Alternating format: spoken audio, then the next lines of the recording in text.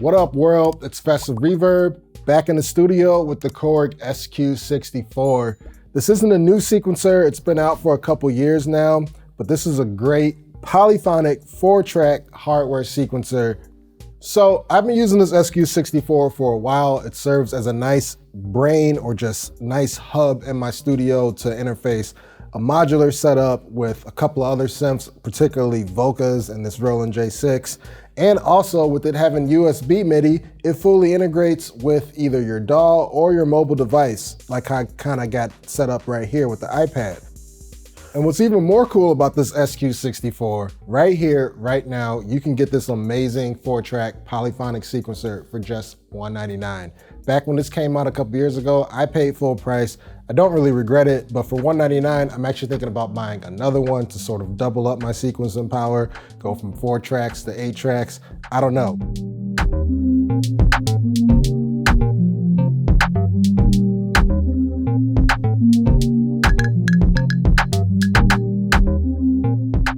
So the SQ-64 is definitely a full continuation off of the popular SQ-1.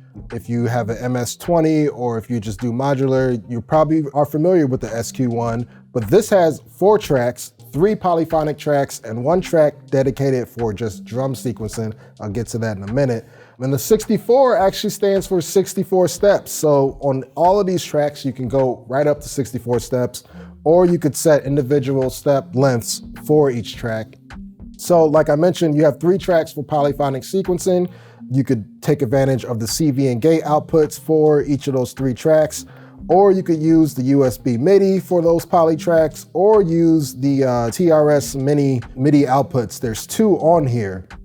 So in addition to the 3 tracks of polyphonic sequencing, you also have this dedicated drum track, or track D, which is actually one of my favorite things about this sequencer, because you have 8 gate outputs on here that you could use with a drum module system like I'm using here with the Squid sample.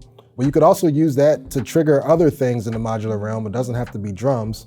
But in addition to that, you also can use USB MIDI on this drum track, and you actually double the amount of tracks that you have using USB, but more on the drums later.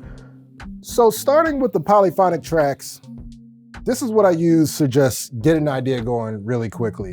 You got 3 of them here, and you could theoretically go to this control mode and actually use this as like a mini keyboard. I don't really use that mode. You do have the option to plug in a MIDI controller or keyboard into here as well using the MIDI input. But I actually just use the sequencing capabilities built on here.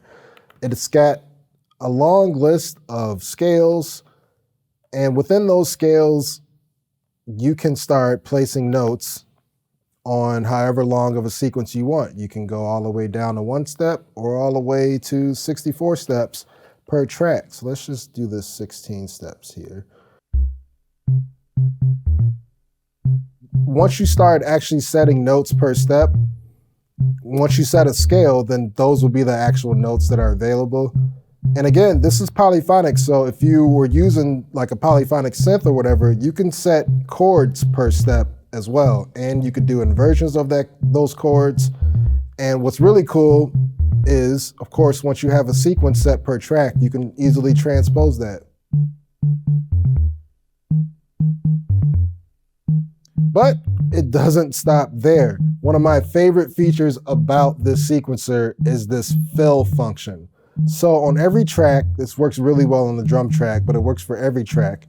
You can start turning this fill knob, and it fills in all the empty spaces that you didn't put notes, it puts notes in there for you. So a really fun way to sort of get like a random groove going, or just like start with something basic if you're performing or jamming, and then just start turning the fill knob.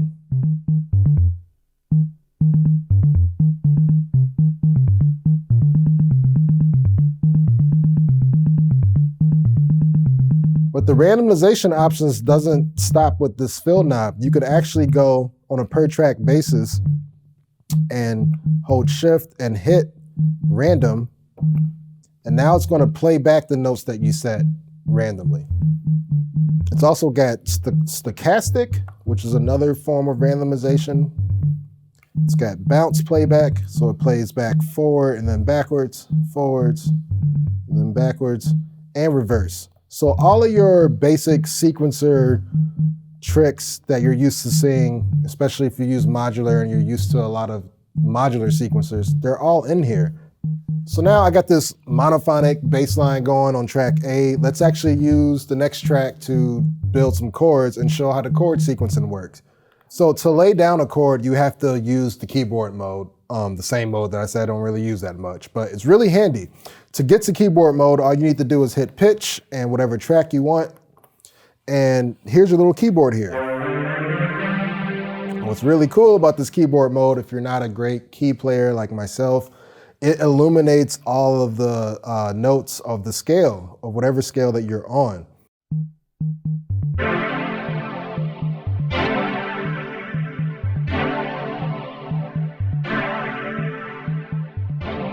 All right, so once you lay down some chords, they're not the greatest chords, but you can go back to pitch,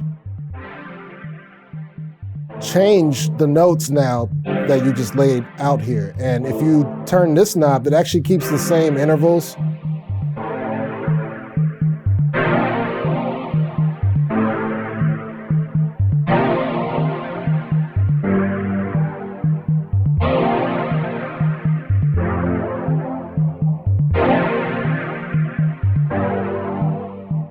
And there's a ton of other different playback options for the chords. You could actually turn these chords into arpeggiations and have some crazy varied arpeggiations instead of it playing chords. You could do a lot with this chord sequencing part of it, and that's why it's a polyphonic sequencer.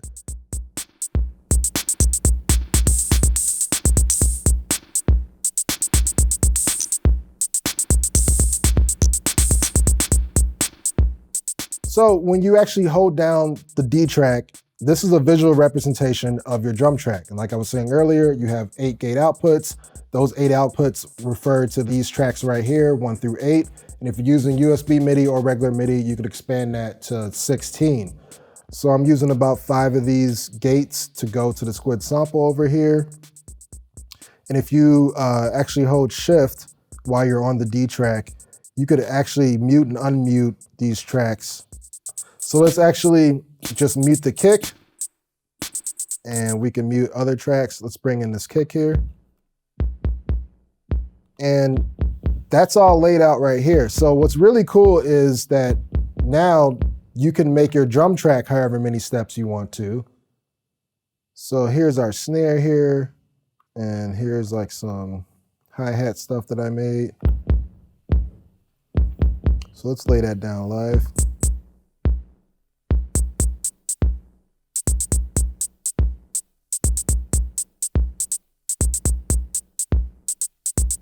Go back to the snare. And these are all, again, going out of these 8 gate outs right here, if you can see the LEDs.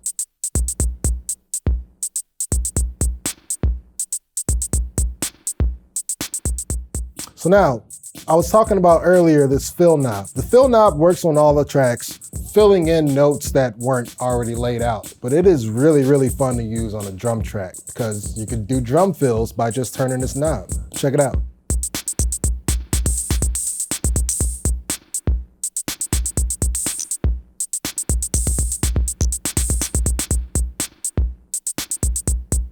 Very, very performative just using this fill knob on a drum track. You could take a 16-step sequence and really make it feel like longer by just using this fill knob. Or if you want to get crazy, you can go back to all of those different playback modes while you're on the drum track. So you could do random on a drum track. And you could do random with the fill knob.